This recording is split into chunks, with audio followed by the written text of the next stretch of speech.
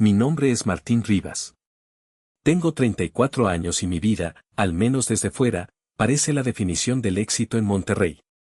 Soy especialista en ciberseguridad, un trabajo que paga bien y me mantiene ocupado protegiendo los secretos digitales de grandes corporaciones. Vivo en una casa impecable en San Pedro Garza García, donde el aire huele a dinero y a césped recién cortado. Tengo una esposa maravillosa, Elena, y una hija de 5 años, Lucía, que es la única luz pura que me queda en este mundo. Pero esta mañana, esa perfección era solo una fachada. El aire de otoño era frío, y una niebla baja se aferraba a las montañas, como un presagio. Hoy no era un día cualquiera. Hoy era el día de la lectura del testamento de mi abuelo, don Fernando Rivas. Don Fernando había sido un titán, un magnate inmobiliario que había construido medio Monterrey con sus propias manos. Era un hombre de hierro, pero conmigo, siempre fue justo. Desde que murió hace 2 meses, la familia Rivas se había convertido en un nido de víboras. El aire en la mansión de mis padres estaba tan tenso que podías cortarlo con un cuchillo. Mi padre, César Rivas, el hijo mayor de don Fernando, caminaba por la casa como un león enjaulado, hablando en susurros por teléfono sobre lo que le correspondía. Mi madre, Beatriz, intentaba jugar a la pacificadora, pero sus ojos, pequeños y calculadores, delataban su ansiedad. Y luego estaba Daniel, mi hermano menor. Siempre celoso, siempre sintiendo que merecía más, especialmente de mí. La tensión entre Daniel y yo venía de lejos. Recuerdo una vez, hace años, cuando descubrí que Daniel estaba desviando fondos de una de las empresas secundarias del abuelo. Yo, en mi trabajo de ciberseguridad, encontré el rastro digital. Era un desvío pequeño, casi amateur, pero era un robo. En lugar de exponerlo, cerré la brecha de seguridad, transferí el dinero de vuelta desde una cuenta mía anónima y me enfrenté a él. Le dije que si volvía a intentarlo, lo entregaría yo mismo. Él nunca me perdonó por salvarlo. Meses después, mi abuelo me llamó a su despacho. Martín, me dijo, su voz grave resonando en la biblioteca, vi lo que hiciste por tu hermano. Tienes una cabeza fría para proteger el legado. Tu hermano y tu padre, solo tienen manos calientes para agarrarlo. Esa frase selló mi destino. Don Fernando confió en mí, y por eso, el resto de mi familia me odiaba. Salí de mi casa, con el estómago hecho un nudo. No me importaba el dinero, solo quería que esta farsa terminara para poder volver a mi vida tranquila con Elena y Lucía. Caminé hacia mi sedán plateado, estacionado frente a la casa. El silencio de la mañana era casi total. Justo cuando mi mano tocó la manija de la puerta, un grito desgarrado rompió el aire. No, patrón. Espere. Me giré, sobresaltado. Era Lázaro. Un hombre sin hogar, de barba enmarañada y ropa raída, que vivía en la esquina de mi calle. Siempre le daba algo de lana o un sándwich cuando pasaba. Me reconocía, pero nunca había gritado así. Corrió hacia mí, tropezando, con los ojos desorbitados por el pánico. No se suba, jadeó, agarrándome del brazo con una fuerza sorprendente.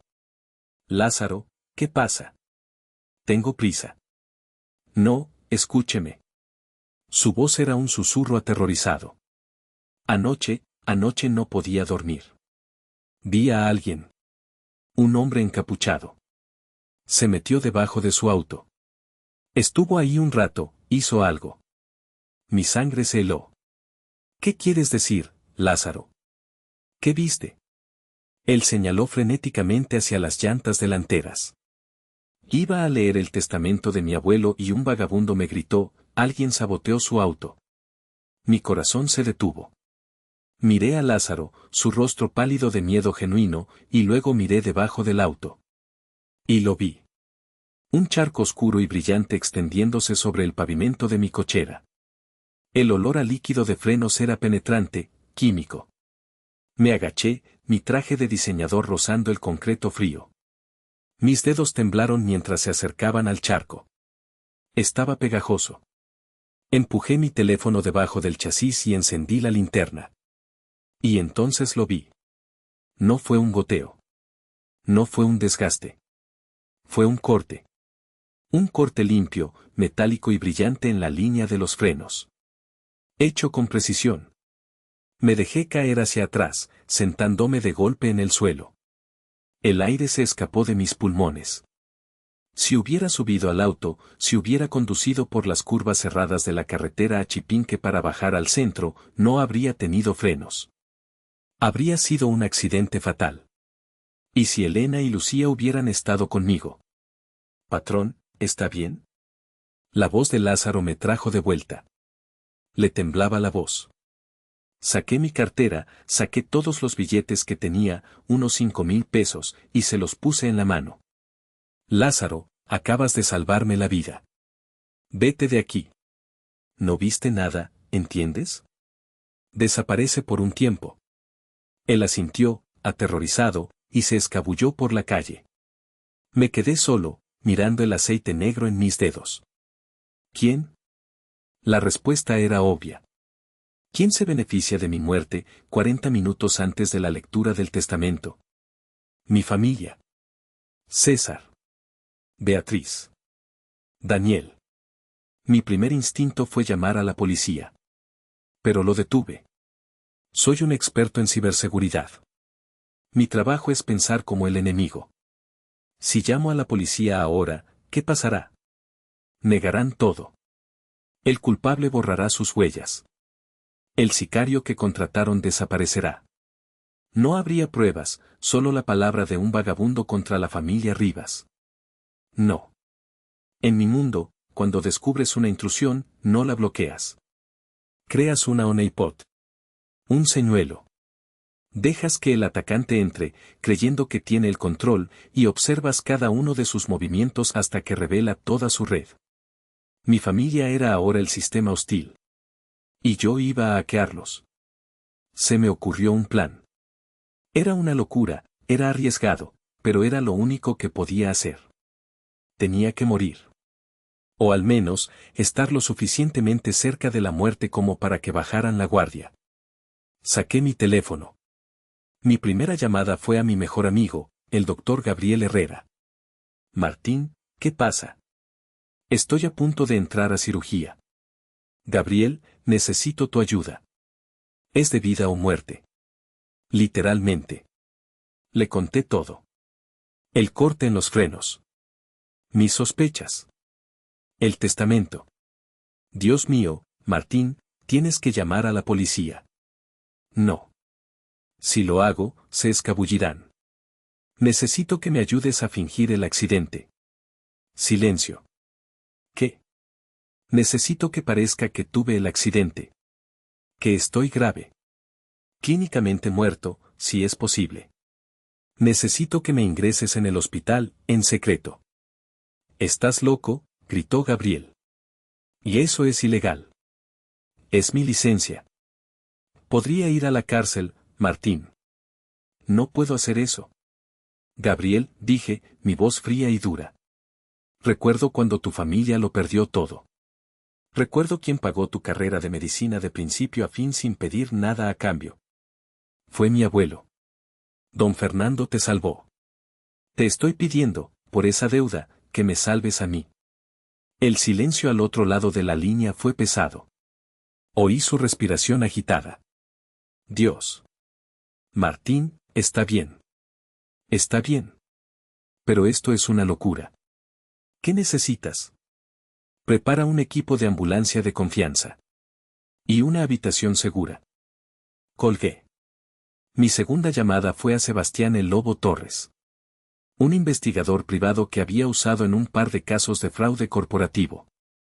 Un hombre caro, discreto y sin escrúpulos morales. Lobo, dije. Martín. ¡Qué sorpresa! ¿Problemas? Necesito que vigiles a mi familia. A mi padre, César. A mi madre, Beatriz. A mi hermano, Daniel. Sospecho de intento de asesinato. Hubo una pausa. Luego una risa seca. Eso es nuevo. Generalmente es fraude. El intento de asesinato es más caro. Mi tarifa estándar, por 3. Hecho. Quiero que sepas cada movimiento que hagan, cada llamada, cada reunión. especialmente después de que escuchen que tuve un accidente, punto. Entendido, dijo Sebastián. El juego comienza. El siguiente paso era el más difícil. Más difícil que enfrentarse a un sicario, más difícil que planear mi propia muerte. Tenía que volver a entrar a mi casa y mentirle a Elena. Abrí la puerta. El olor a café y a pan tostado llenaba la casa. Elena estaba en la cocina, de espaldas a mí, tarareando una canción. Lucía estaba en la mesa de la sala, dibujando con crayones. «Papá», gritó, corriendo hacia mí. «No te vayas. Prometiste que jugaríamos». La levanté en brazos.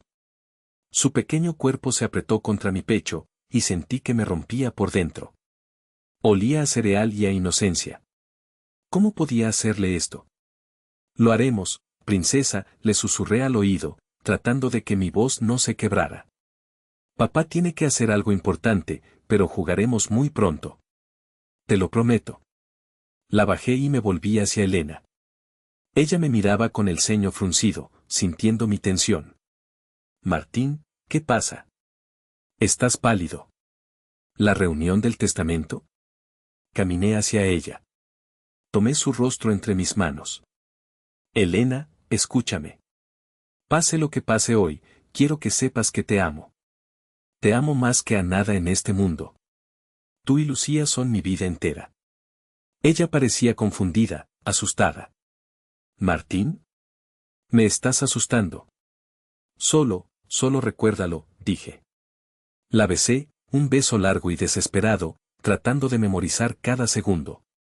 Luego me separé. «Tengo que irme». Salí de la casa sin mirar atrás, sintiéndome como el peor hombre del mundo. Estaba usando mis habilidades de engaño, las mismas que usaba para atrapar criminales, contra las únicas personas que amaba. Pero era la única forma de protegerlas. Llamé a un taller de confianza para que una grúa se llevara mi auto. «Reparen los frenos de inmediato, es una emergencia», ordené. No podía arriesgarme a que la policía lo encontrara. Mientras tanto, me reuní con Gabriel y Sebastián en un café discreto. «El plan es este», dije, mi mente de hacker tomando el control. «Necesito un auto similar al mío, robado o de un depósito. Lo llevaremos a la carretera a Chipinque. Es una zona con muchas curvas y poca señal. Sebastián, tú grabarás desde lejos, como testigo. Gabriel, tu equipo de ambulancia llegará en 5 minutos». Una hora después, todo estaba listo. Estábamos en una curva cerrada, un barranco a un lado. El auto, un sedán casi idéntico al mío, estaba preparado. Puse un ladrillo en el acelerador y apunté el volante hacia un gran árbol. «Aquí vamos», dije. Solté el freno. El auto aceleró, rugiendo por 30 metros antes de estrellarse contra el árbol con un sonido ensordecedor de metal retorciéndose. El capó se plegó como un acordeón. Sebastián estaba filmando desde los arbustos. Yo corrí y me acosté en el asfalto, a unos metros del auto. Momentos después, la ambulancia de Gabriel llegó, sin sirenas. 2 paramédicos, que obviamente habían sido bien pagados, saltaron. «Rápido», gritó uno. Me rociaron con sangre falsa. Uno de ellos me puso un collarín y me revisó los ojos con una linterna. «Inconsciente, pulso débil. Trauma craneal severo. Posible muerte clínica». Me subieron a la camilla, me metieron en la ambulancia y arrancaron. El telón se había abierto. No me llevaron a emergencias. Me llevaron por una entrada de servicio al ala técnica del hospital. Gabriel me estaba esperando en una pequeña habitación de monitores que normalmente se usaba para estudios del sueño. «¿Estás bien?», preguntó, su cara pálida. «Vivo», dije, limpiándome la sangre falsa. «Gracias, Gabriel». «No me des las gracias todavía», murmuró. «Acabo de hackear el sistema de cámaras de la sala de espera de emergencias. Tu familia no tardará en llegar. La noticia del accidente se acaba de filtrar». Me senté frente al monitor. El corazón me latía con fuerza. Esto era. La Honeypot estaba activa. 10 minutos después, llegaron. Mi padre, César, entró primero. Estoico, con su traje impecable. Mi madre, Beatriz, venía detrás, tapándose la cara con un pañuelo. Daniel lo seguía, mirando el suelo. Y entonces, mi mente de analista se activó. No solo los estaba viendo, los estaba leyendo. César no miraba a las enfermeras con pánico, sino con impaciencia. Sus dedos, su mano derecha, golpeteaban rítmicamente su rodilla. Era su tic.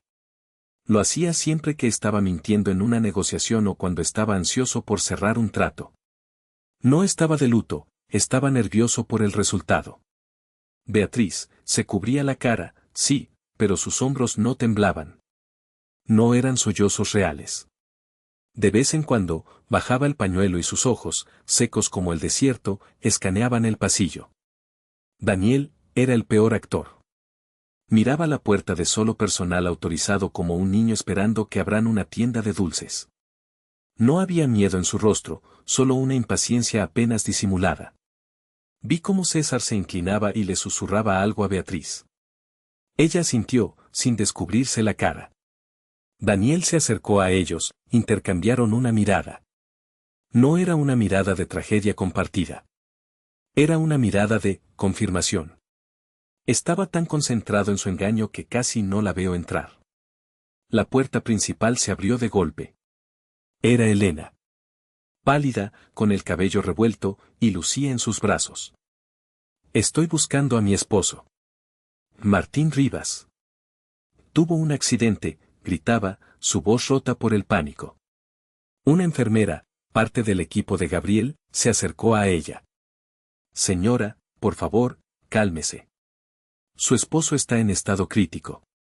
Y entonces, Elena se derrumbó.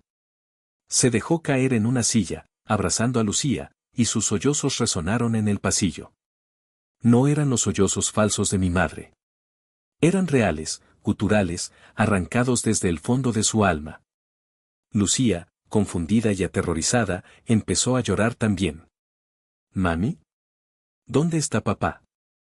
Quiero a mi papá. Mi mundo se detuvo. El hacker frío y calculador se disolvió. Era yo, Martín, el esposo, el padre. Y estaba viendo, a través de una pantalla, cómo mi trampa torturaba a las únicas dos personas que amaba. Mis ojos se llenaron de lágrimas. Quise golpear el monitor, salir corriendo, abrazarlas y decirles que todo era mentira. Pero entonces, algo me detuvo. Miré al otro lado del pasillo. César, Beatriz y Daniel. Vieron a Elena y Lucía derrumbarse. ¿Y qué hicieron? Nada. Ni siquiera se acercaron. No le ofrecieron un brazo a Elena. No acariciaron la cabeza de Lucía. Se quedaron en su esquina, como tres estatuas, observando la escena con una frialdad que me heló los huesos. Esa indiferencia, esa crueldad ante el dolor de mi esposa y mi hija, apagó mi culpa. Mi dolor se convirtió en una rabia helada y pura. Iba a destruirlos. Gabriel entró en la habitación. La noticia oficial es que estás en coma inducido. Muerte cerebral inminente. La lectura del testamento se ha pospuesto indefinidamente. Bien, dije, secándome las lágrimas. Mantén a Elena informada, dile que hay esperanza, pero que no puede verme. No dejes que sufra más de lo necesario. Gabriela sintió. Tu familia, acaban de irse. ¿Irse? ¿Tan pronto? Sí. Dijeron que iban a tomar aire, punto. Mi teléfono vibró. Era un mensaje de Sebastián, el lobo. Están en movimiento. Se separaron. César y Beatriz van al restaurante, El Granero, en San Pedro. Daniel va en otra dirección. Sigo a los padres. Tengo a otro hombre siguiendo a Daniel.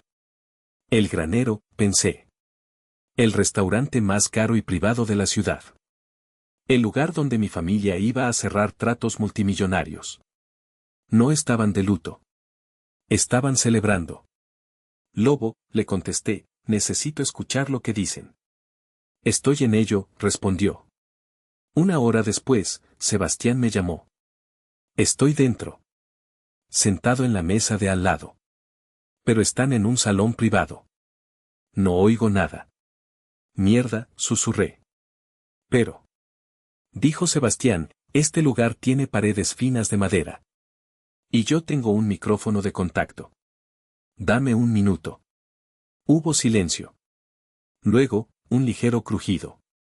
Y de repente, como si estuviera sentado con ellos, escuché la voz de mi padre.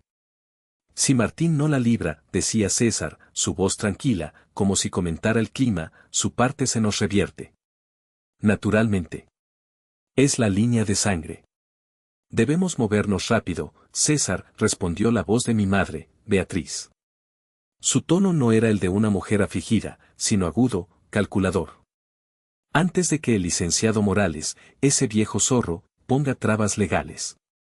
Con Martín, incapacitado, nosotros, como sus padres, podemos tomar control de sus bienes actuales mientras se resuelve el testamento. El tipo hizo un trabajo limpio, escuché la voz de Daniel. Daniel estaba allí. El otro agente de Sebastián se había equivocado. Ahora solo esperamos. Es perfecto. El abuelo siempre lo prefirió.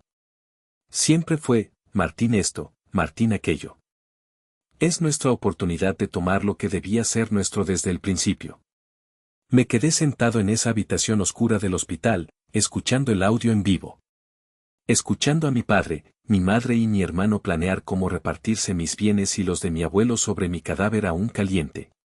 Estaban cenando filete y bebiendo vino caro, mientras mi esposa lloraba desconsolada a unos kilómetros de distancia.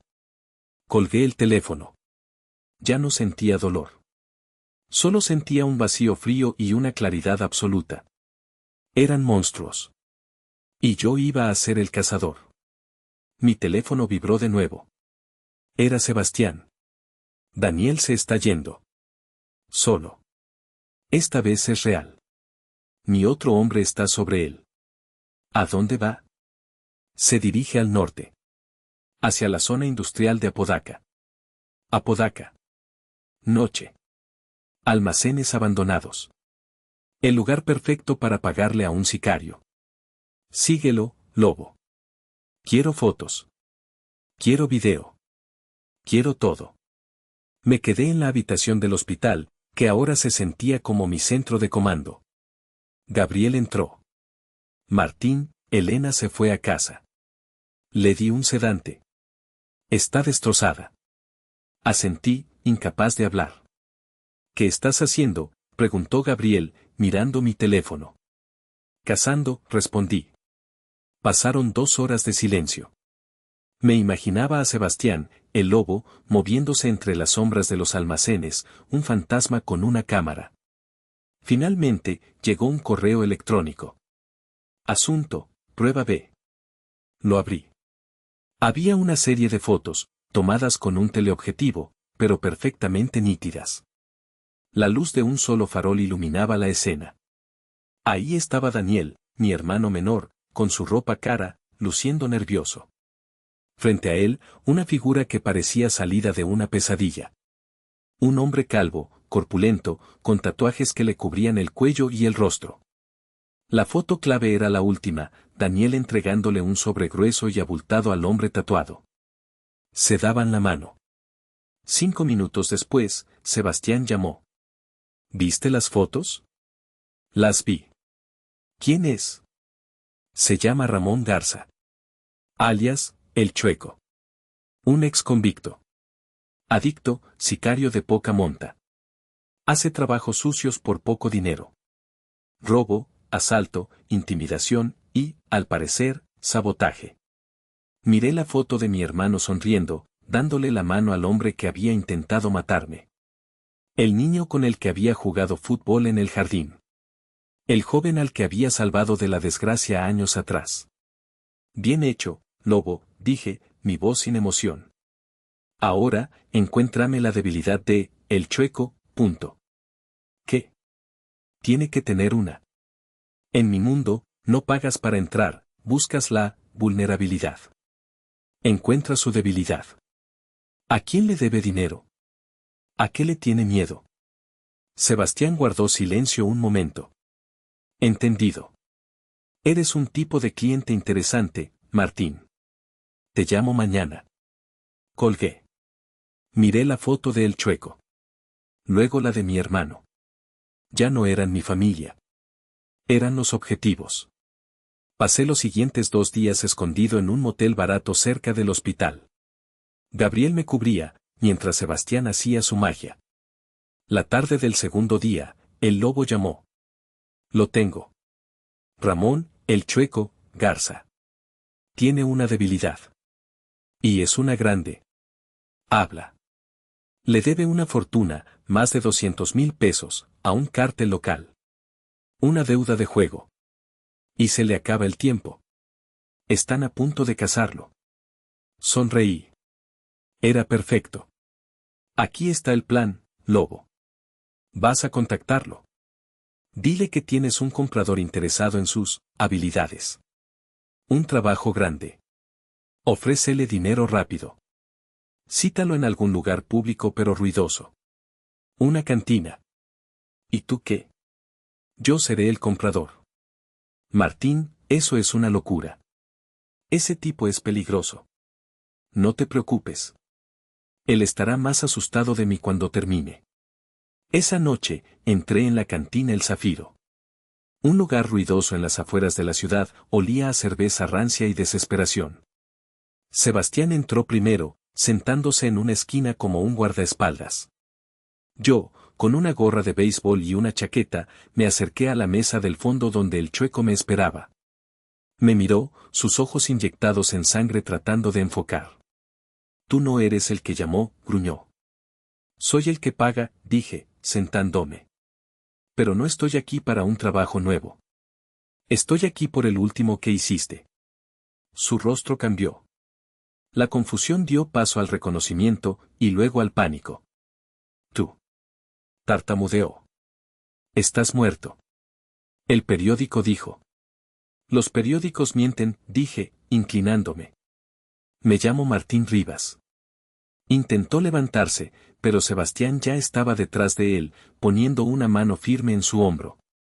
El Chueco se quedó paralizado. Así que, hablemos, Ramón, dije tranquilamente. Sé lo del corte de frenos. Y sé que mi hermano Daniel te pagó. No sé de qué hablas. No. Qué lástima. Porque también sé de tu deuda de 200,000 pesos con el cártel. Y sé que tienes hasta mañana para pagar. La cara de Ramón se puso blanca. El sudor brotó en su calva. ¿Quién eres? Soy el tipo que te ofrece una salida.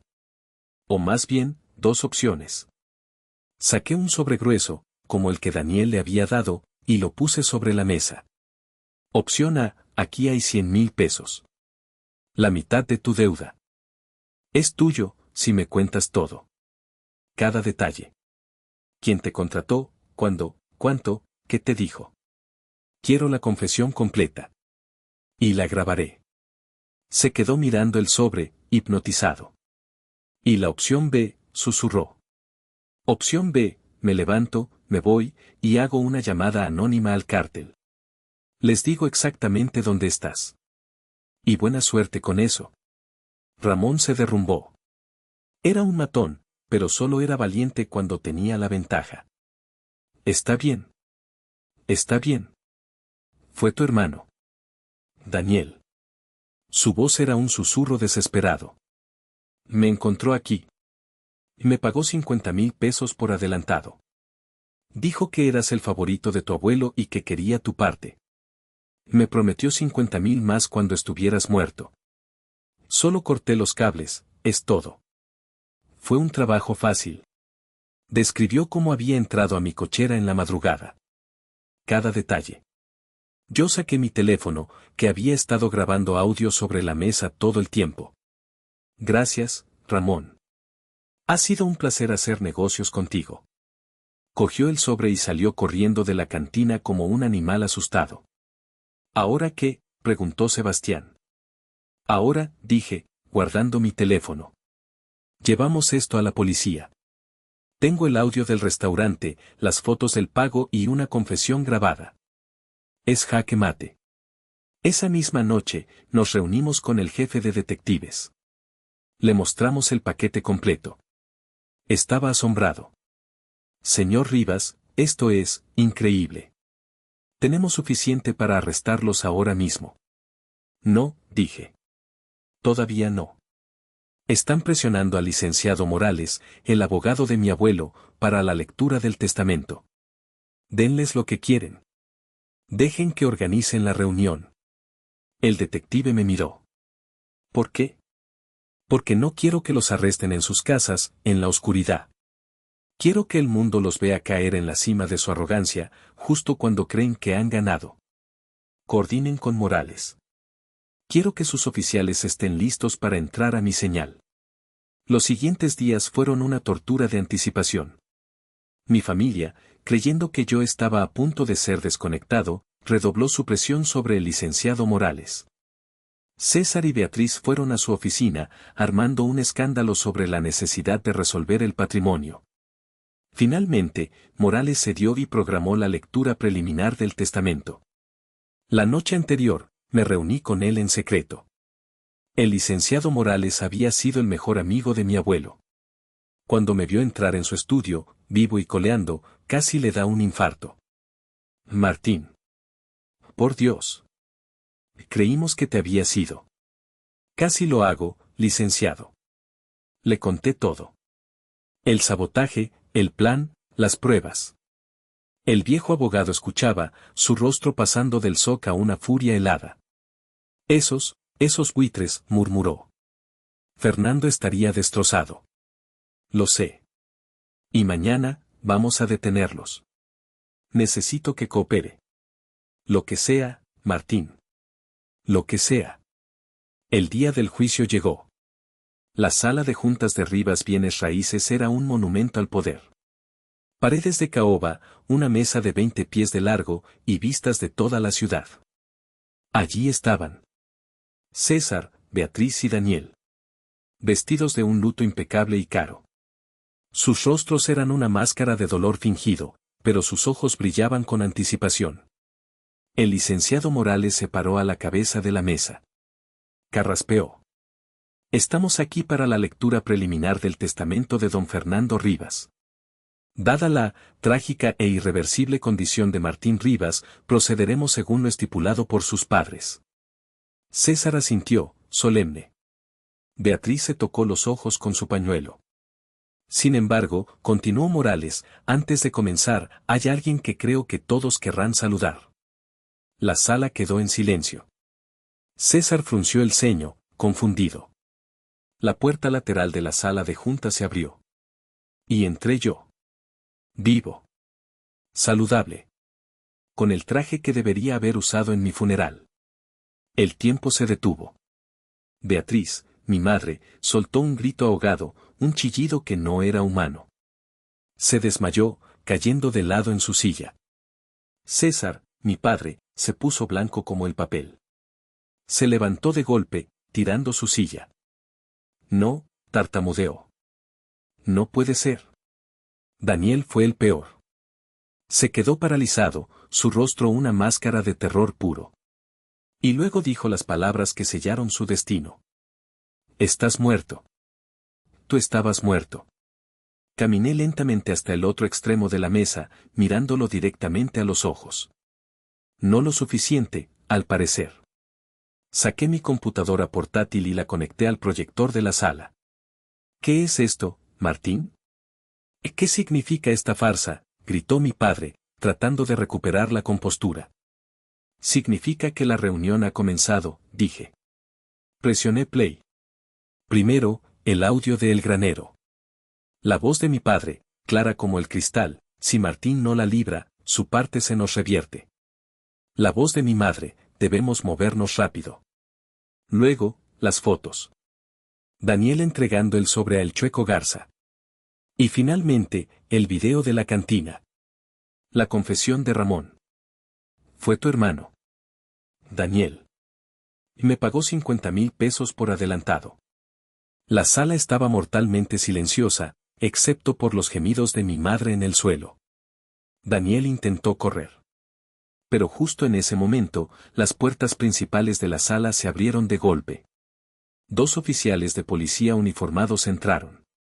César Rivas, Beatriz Rivas, Daniel Rivas, dijo el oficial principal, su voz retumbando. Están arrestados por conspiración para cometer homicidio. Los oficiales esposaron a mi padre, que no opuso resistencia, completamente derrotado. Ayudaron a mi madre a levantarse y la esposaron también. Daniel lloraba, pataleando mientras lo sacaban. Me quedé allí, mirando cómo se llevaban a mi familia. El vacío en mi pecho era inmenso. Había ganado. Pero lo había perdido todo. El escándalo fue sísmico. Herederos Rivas arrestados por intento de homicidio. El nombre de mi abuelo, su legado, fue arrastrado por el lodo. Las acciones de la compañía se desplomaron. Pero no me importaba. Conduje a casa. Mi corazón latía más fuerte que el día del accidente. Abrí la puerta. Elena estaba en la sala, hablando por teléfono, probablemente con la funeraria. Se dio la vuelta, me vio. El teléfono se estrelló contra el suelo. Se quedó inmóvil, su mano en su boca. Martín, susurró, como si viera un fantasma. Soy yo, mi amor, dije, mi voz finalmente rompiéndose. Estoy en casa. Corrió hacia mí, gritando mi nombre. Me golpeaba el pecho, llorando. ¿Cómo? ¿Por qué? Creí que te había perdido. La abracé mientras se derrumbaba. Lucía salió de su habitación, frotándose los ojos. Cuando me vio, su rostro se iluminó. Papá. Volviste. Saltó a mis brazos. Y por primera vez en semanas, lloré. Lloré por la traición, por el dolor que le había causado a mi esposa, y por el alivio de sostener a mi hija. Esa noche, le conté todo a Elena. Cada detalle. El sabotaje, el plan, las grabaciones, la traición de mi familia. Ella escuchaba, su rostro pasando del shock al horror, y finalmente a una furia fría que reflejaba la mía. Dios mío, dijo, tomando mi mano. Lo que te hicieron, es imperdonable. Pero lo que tú hiciste, mentirme, dejarme creer que estabas muerto. Lo sé, Elena. Y lo siento más que nada. Nos salvaste, me interrumpió, sus ojos firmes. Hiciste lo que tenías que hacer para proteger a esta familia. A nuestra familia. Una semana después, con César, Beatriz y Daniel en prisión preventiva y enfrentando cargos que los mandarían a la cárcel por décadas, el licenciado Morales convocó la lectura final y oficial del testamento. La sala de juntas estaba casi vacía. Solo estábamos Elena, Lucía, que jugaba con un iPad en la esquina, Morales y yo. Bueno, Martín, dijo Morales, su voz cansada. Leamos esto como Fernando quería. Abrió el sobresellado. Y leyó. Y me quedé sin aliento. Mi abuelo. Don Fernando Rivas, no me había dejado todo. Ni siquiera me había dejado la mayoría. Había dividido su fortuna, sus acciones y sus propiedades casi en partes perfectamente iguales. Mi padre, César, recibía la dirección de la empresa y el 30% de las acciones. Mi madre, Beatriz, recibía varias propiedades y una suma enorme. Y Daniel, mi hermano, recibía el 30% de las acciones y un fondo fiduciario. A mí me dejaba el 30% restante, la casa de mi abuelo y una carta personal. Me quedé mirando el documento. No tenía sentido. Ellos intentaron matarme, susurré. Pero el testamento era justo. Así es, dijo Morales tristemente. Fernando los amaba a todos. Quería que trabajaran juntos. La ironía era tan trágica que casi me reí. Mi familia había destruido sus vidas, habían intentado cometer un asesinato, por una fortuna que ya era suya. Su propia codicia, su paranoia de que yo era el favorito, los había consumido y los había llevado a perderlo absolutamente todo. Legalmente, continuó Morales, dado que han sido acusados y serán condenados por un crimen grave contra otro heredero, pierden todo derecho a su herencia. Todo. Sus acciones, sus casas, su dinero. Todo pasaba, por defecto, al siguiente heredero en línea. Yo. Salí de esa oficina como el único dueño del Imperio Rivas. Un imperio que nunca quise. Afuera, el sol de Monterrey brillaba. Elena me tomó la mano. Lucía corrió hacia mí. La levanté. Perdí a la familia en la que nací. Pero salvé a la familia que elegí. Y me di cuenta de que ese era el verdadero legado de mi abuelo. No era el dinero. Era la lección. La codicia te hace perderlo todo. Y el amor verdadero es lo único por lo que vale la pena luchar. Hice lo que tenía que hacer para proteger a mi esposa e hija y exponer la verdad. Pero para hacerlo, tuve que mentirles y causarles un dolor inmenso, aunque fuera temporal. ¿Hice lo correcto? ¿O el precio de la verdad fue demasiado alto? Gracias por escuchar mi historia. Si te gustan estos dramas familiares, por favor, dale me gusta y suscríbete al canal para no perderte la próxima. Déjame saber qué hubieras hecho tú en mi lugar en los comentarios.